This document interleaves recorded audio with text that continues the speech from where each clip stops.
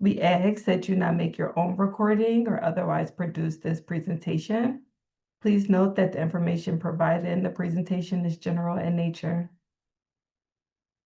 In this session, we will be covering budget planning and financial management. My name is Tiffany Lee. I also serve as one of the vice presidents for institutional field relations, and my professional background is primarily in financial analytics. And prior to joining the commission staff, I served as a chief operating officer at a university in the United States. As shared, questions can be submitted throughout this session through the Q&A function that you'll see on your Zoom toolbar, and I'll be sure to make time at the end to address those questions. In today's session, I will be describing alignment between institutional goals and budgeting and financial planning. And one of the other objectives is to make sure that we walk away with an understanding of strategic financial planning that supports both institutional growth and academic quality. Throughout the session, I will refer to select Middle States criteria that are related to budgeting, planning, and financial management. And I'll also provide some sample scenarios that may serve as a reference and as an example of how an institution may actualize a particular criterion. So starting out, I will address institution goals and planning. A key component in the budgeting and planning process and financial management is ensuring that the plan begins with the institution's mission and goals as the foundation. Institutions should identify their goals, and those goals, of course, should be based on the institution's mission, because as we know, the mission serves as the foundation of the institution and all of its planning. And so anything that is built beyond that should be ensured to be aligned with its mission and those goals. So the goals that are identified by the institution should be used to guide the planning. And those goals should also be used to help operationalize planning efforts across units throughout the institution. One of the ways that institutions can help organize this type of work when you're using the development or trying to operationalize your goals and planning is by using organizational charts to see that alignment between your goals and plannings across the institution, and to help units understand how they can operationalize institutional level goals. It's also important that when institutions are going through this alignment phase and making sure that unit goals are aligned with the institution's strategic plan and initiatives, that units in the institution are intentional about identifying measurements of progress, how the institution will measure progress regarding this particular goal so that it can again align it with the institution's budget management, budget planning, and financial management.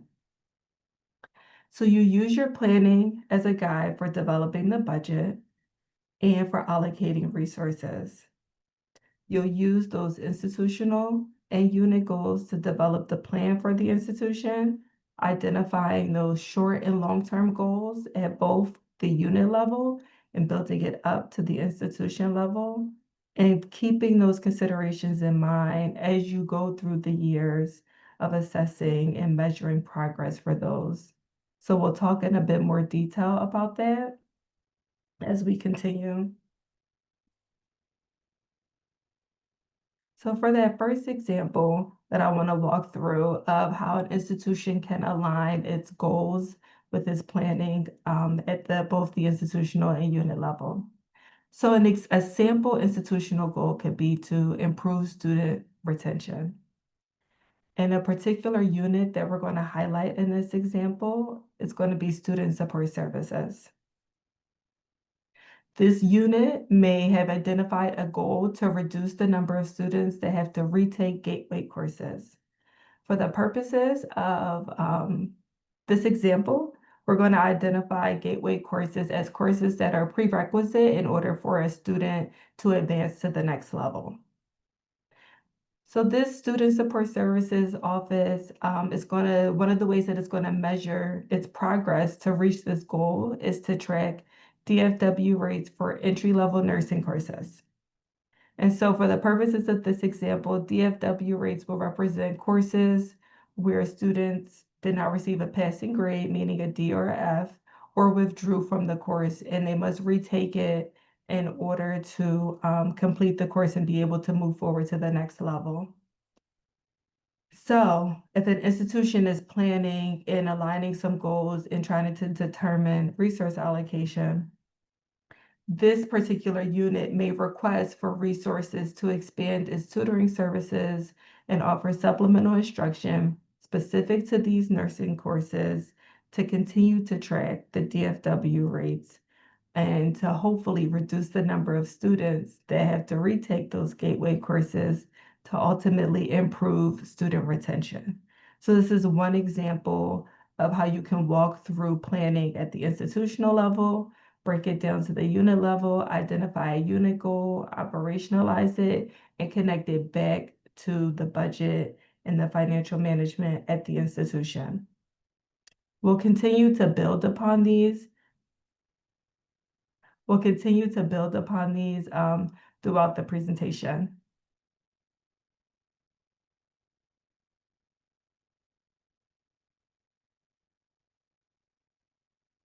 Okay, sorry, my computer froze for a little bit. So building off that previous criterion that we reviewed in that example, institutions should develop a planning process throughout the institution at both the institution level and at the unit level. And that budget planning should align with the institution's strategic goals. So remember that we're assuming that the institution's strategic goals are aligned with the mission and that those strategic goals are being used to build the budget by aligning the goals at the division and unit level that were previously described. And we're also keeping in mind that the institution will develop and follow its own budgeting policies and procedures throughout the institution to ensure consistency across the institution. So once you have identified that overall budget at the institutional level, it'll be important to use those goals that have been identified to guide the funds that will be allocated across the institution that will align with the strategic plan. And this exercise should be completed annually and include regular check-ins throughout the year. And in addition to that annual planning, institutions must also consider those long-term financial planning processes, meaning that you will consider we have the annual budget that we're functioning off of this year, but we're also going to develop a 3 to 5 year financial plan to ensure to ensure financial sustainability of the institution so that the institution isn't operating from just year to year, but is able to develop some projections, which we'll talk in a bit more detail as the presentation continues. And it'll be able to have those annual check-ins to monitor and update those 3 to 5 year plans. Some key components to consider when an institution is developing those long-term plans is to consider enrollment projections or other revenue streams that the institution may have, and also risk. As the institution monitors those components, it will have to, of course, update its financial plan in the event that a certain revenue stream that was projected doesn't meet institutional expectations or surpasses institutional expectations. The institution will use those measurements of progress to monitor and update the financial plan as needed. So we'll go into another example to hopefully help you operationalize or see how an institution can operationalize this practice. So in this example, the strategic goal that we'll focus on is an institution wants to increase its enrollment. And a unit that may focus on this initiative could be admissions, recognizing that increase in enrollment will align with several units at an institution. For the purposes of this example, we'll highlight the admissions office. So we're going to say that the institution has identified enrollment projections for the next 3 to 5 years to ensure that the admission staff not only have goals to work towards, but to also have enrollment projections in its own long-term financial plan, right? So you see at the institution level, this is planning that's aligning with how it can develop its budget over the next 3 to 5 years. It also gives at the unit level colleagues something to focus on as they try to work towards a goal to help the institution meet its ultimate strategic goal of increasing enrollment. But then keep in mind that there is a possible reconciliation process that the institution may have to adjust its financial capacity if those projections are not met. So if, for example, the admissions unit has some goals that it's working to meet and it doesn't meet those goals, and the revenue streams do not meet the projections, the institution will need to consider that in its annual financial budgeting and its 3 to 5 year plan as well. And so hopefully you're starting to see at this point how all of it kind of ties in together at both the institution and unit level, and how critical it is for these goals to be set based off the institution's strategic initiatives and focus. So now we're going to transition to talk about more specifically institutional resources. When an institution is working to operationalize its strategic goals, it must ensure it has sufficient resources. So these can include human resources, fiscal resources, physical facilities, and technology. Institutions should regularly assess its resources and determine if they're sufficient to achieve operations and institutional goals. So one example is to analyze expenses used at a unit level for a particular strategic goal. And so I'll go into an example of how an institution can analyze these expenses to determine if they have sufficient institutional resources to not only operate but fulfill its strategic goals. So in this example, we're going to stick with the previous one of having the strategic goal to increase enrollment. And we're going to stick with the admissions office. And as we shared previously, they're working towards, they have some projections that they're working towards, and the measurement that they've identified to measure progress is to look at a 3-year trend of new student enrollment by each term. So the admissions office is using historical information and they're tracking their progress each year, right? So from an institutional level, as you're doing your planning to see if there's sufficient resources, while the admissions team is tracking their progress of new student enrollment by term, the financial planning and budgeting team also need to be tracking things such as employee headcount. Does the office have sufficient personnel to actualize the strategic goal? That's one type of resource.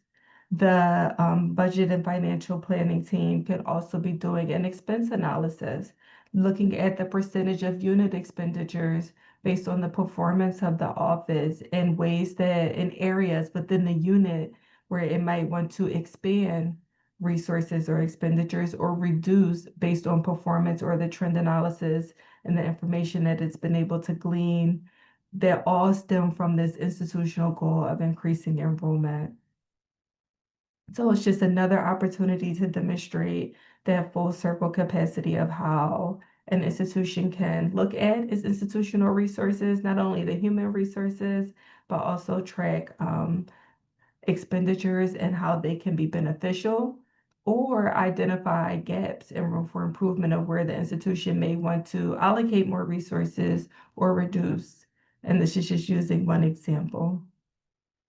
In addition to considering institutional resources, institutions must also think about facilities and technology planning when you're doing your budget management and financial planning.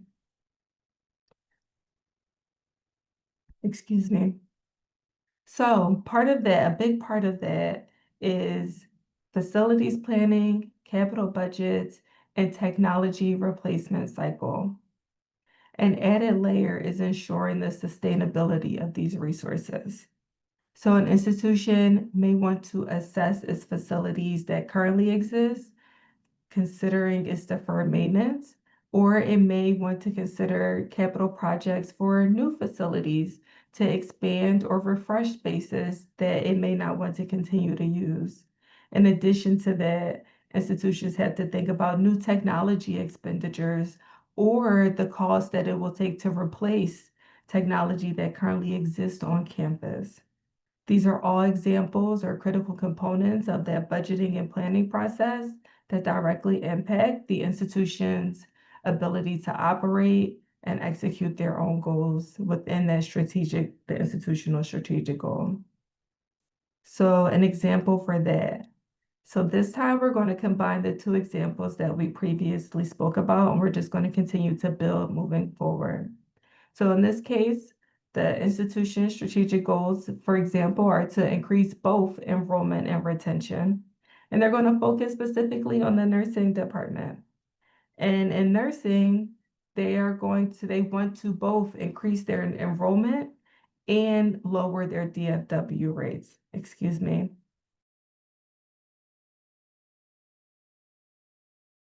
Thank you. So in this example, the nursing department is choosing to focus on enhancing their simulation lab to help them both increase enrollment and lower DFW rates. In this case, the nursing department thinks that the simulation lab enhancing it will make it more attractive to prospective students, and maybe that will help support some of the institution's strategic goals of increasing enrollment. And they also believe that the simulation lab could serve as a great form of supplemental instruction to help students have more success in some of those gateway courses and possibly lower those DFW rates for nursing courses, which will help will help students stay retained at the institution. So here are some considerations that from a budgeting and planning perspective, because I talked through the planning part, but from a financial perspective, the institution has to consider deferred maintenance. This is a facility, there's a pre-existing simulation lab. The goal that they're focusing on is to enhance it, to help work towards some strategic goals of increasing enrollment and retention. But when you're planning that out from a budgeting perspective, you have to think about upkeep. So with this advancement and new technology of enhancing the simulation lab, what is the maintenance going to be on that lab? And what is going to be the replacement cycle of this technology and the enhancement? If anyone is familiar with the nursing programs and simulation labs, it is a high amount of upkeep. And so this is a great example of the importance of institutions, of course, making those immediate and long-term decisions and planning, and always connecting it back to the institution's strategic goals, which of course are built based on the institution's mission. So it's just an opportunity to help bring these things full circle. In addition to considering those resources that an institution will need, it's important to measure progress in all your strategic initiatives, in all your planning and resource allocation, and institutions to measure progress. So up until this point, we've covered aligning the budgeting and financial planning with the institution's mission and goals. We've briefly reviewed how strategic goals can be identified at the unit level, and we've reviewed the type of resources and their role in the budgeting and planning process. Now, I'll spend the rest of the session sharing details on strategies institutions may use to measure progress and assess adequacy of resources used to support the institution's mission and goals. An institution will make its decisions on resources. An institution makes decisions on resources based on the planning process, the resource planning process. So it's important to document that as you're going through making those decisions and you're deciding what aligns with your strategic goals and how you're going to allocate those resources, you must document it.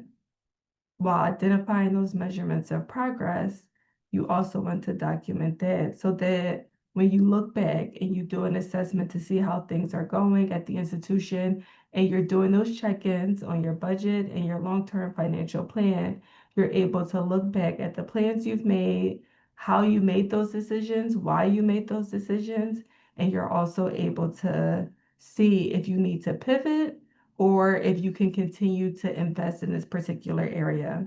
So one of the ways that you can examine the measurement of progress in those previous examples, we looked at enrollment and retention, but from a budgeting perspective, you may want to analyze your resource utilization. So if an institution it strives to have more retention, um, you may want to look at all the areas where you've allocated resources at both fiscal, human, technology, as well as facilities, and the percentage of expenditures that have been used for those particular areas, and then to look at the improvement or lack thereof in that respective strategic goal to help you think about your long-term planning beyond just the base operations of the institution. So an example of this, we're going to stick to increasing enrollment and retention for the nursing program with the strategic goal to enhance the simulation lab, right? So when you think about resource planning, the institution will identify the resources that it needs to attract and retain more students in the nursing program, and it'll analyze those resources used to enhance that lab. How much did it spend on the capital projects? What was the cost of the technology? Did they have to hire more faculty? What will be the cost to replace technology and the deferred maintenance? What was the cost regarding retention? How is the performance? Is the enrollment at the institution and at this program specifically improving? Are the pass rates for those gateway nursing programs improving when you think about, again, those strategic goals of increasing enrollment and retention? And then based off of the information that you're gleaning from that, you use it to assess the effectiveness of these initiatives that the institution has focused on. So when you think about assessment of effectiveness, you're thinking now about how to move forward and using this evidence for ongoing budgeting and planning. You have your goals, you've had that foundational budget, and now you're thinking about beyond assessment of that. Are these things effective and what will we do moving forward? So you have your measurements of progress. You're using all of this information to go back and think about you're using this information, excuse me, I lost my train of thought. You're using this information to go back and think about the effectiveness of these resources and whether or not you want to keep down that path or if the institution wants to pivot. You're also reconsidering revenue streams. If you haven't met certain revenue streams, then maybe you're thinking about costs and expenses. And maybe you're also thinking about expansion if you've surpassed which you thought were revenue streams. So these are all components to think about when you're looking at the effectiveness of those initiatives, and of course, documenting those processes as part of your planning. So we're going to bring it full circle now. In this final sample scenario, it's a bit of a combination of all the other scenarios.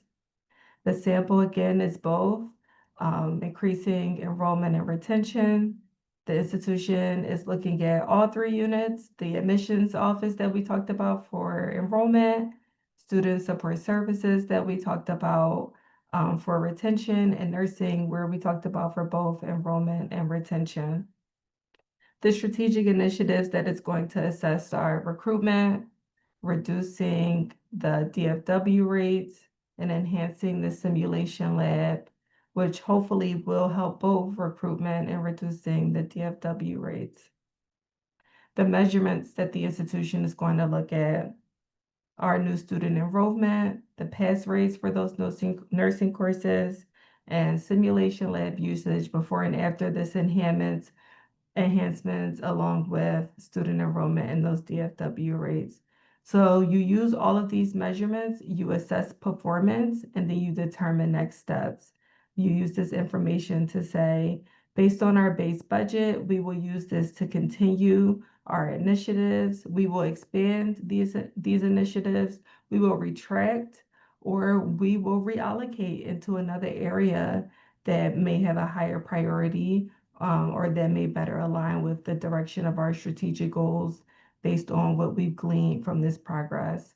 So keep in mind that this is just one example of one possible unit of one particular focus, and this is not an exhaustive list, but institutions should look across its units when it's thinking beyond it's just its base operational budget, should look across units and make sure that it's aligning its strategic goals with things that can be applied at the unit level and making sure that it's identifying those measurements of progress and using those results to make decisions for improvement moving forward. So a summary of this session, we covered budgeting and financial planning and how it starts with the institution's mission and goals, the importance of the institution using its goals to develop unit goals, and also identifying the measurements of progress during that planning phase.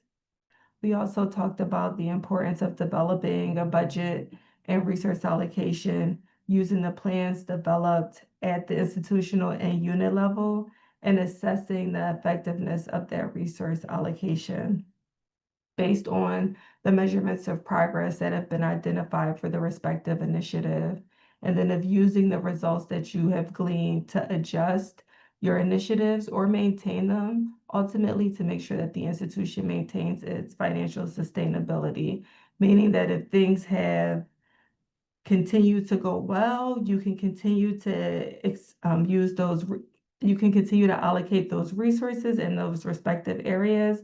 However, if the performance hasn't been what the institution had hoped, then the institution may need to pivot and maybe retract some resource allocation, again, to ensure financial sustainability at the institution. So that is a summary of today's session. And at this time, I will take any questions. Okay. The first one I see is, how can institutions demonstrate financial transparency and sustainability to accrediting bodies, particularly in resource-constrained environments? So one of the ways that institutions can demonstrate financial transparency is through its budgeting process, being inclusive with institutional stakeholders, being inclusive at the unit levels, allowing units to say, here are our priorities. We know that these are the institution's strategic initiatives. And so here are the priorities that we've developed that we believe will help the strategic initiative move forward, and then allowing units to be involved in that budgeting and planning process at their level, recognizing that ultimately at the high level, the institution will have to make the tough decision of how to allocate resources, but having units be a part of that process, you can be financially transparent. And you can ensure sustainability again by being honest. If performance hasn't been what the institution had hoped, it is common for institutional leadership to share that at a high level about, excuse me, about the performance and the direction that the institution has to go in to ensure financial sustainability. Regarding resource constrained environments, it's important to be honest. You can't spend money that you don't have, or maybe you shouldn't. You can spend money you don't have, but maybe you shouldn't, or you should monitor how much money you're spending that you don't have. And the more that leadership is honest and transparent with an institution, whether that be through town halls or announcements or open meetings, listening sessions. There are various ways that leadership can not only involve stakeholders, but inform them to ensure that stakeholders are just aware at a high level of the financial position of the institution and have an understanding of why the institution may be pivoting away from certain initiatives or going to certain initiatives. So hopefully that answered your question. The next question I received is, in situations of limited financial resources, should institutions include a contingency-based revisit of their mission and goals to ensure alignment with evolving capacities and sustainable planning? Unscheduled review. So I'm going to restate my understanding of the question. When an institution has limited financial resources, my understanding of the question is, should it have a contingency base of whether or not to focus on its mission and goals to ensure alignment with capacities? I'm not sure I understand the question, but what I'll say is many institutions have limited resources and a lot of mission and goals. What's important is that when you're at that planning phase, that you're aligning all of your institutional plans that stem back from the institution's mission, that the strategic goals that are developed align with the institution's mission, recognizing that you may not be able to operationalize every initiative that makes stem up from a unit level. And institutions will oftentimes have to make very tough decisions about what to prioritize um, regarding what gets allocated to different units, what initiatives will be able to be focused on in a particular academic year or over a 3 to 5 year span. So if you're asking if an institution should have a contingency, of course, please have a contingency, but recognize that that contingency shouldn't be away from your mission and goals. All of your planning should be aligned with your mission and goals, and recognizing that your mission will likely have some component of hopefully academic quality and student achievement. And all the efforts that are done at a university will be able to connect to that in some way. So it'll be very important, particularly for institutions who have limited financial resources, to be intentional about their process and decision making, and again, to document so that you have a clear rationale when you look back of why did we decide to go down this path and not the other way when we had all of these options. And if you're able to document that path, you're able to measure progress, and you're able to make a decision about your path forward based on complete information and understanding that rationale of that initial decision. So hopefully that answered that question as well. At this time, I don't have other questions, but if there are other questions that arise after today, we will, I'm sure there'll be more opportunities for us to work with KAAE. So I want to thank you for attending today's event, and to continue to follow the commission. You can follow us on any of the social media websites or at msche.org. Thank you. Definitely. Thank you very much for the session. Wonderful. I think we don't have any questions remaining, and thank you for all audience that were with us today. Thank you very much. Hope to see you again. Thank you. Thank you.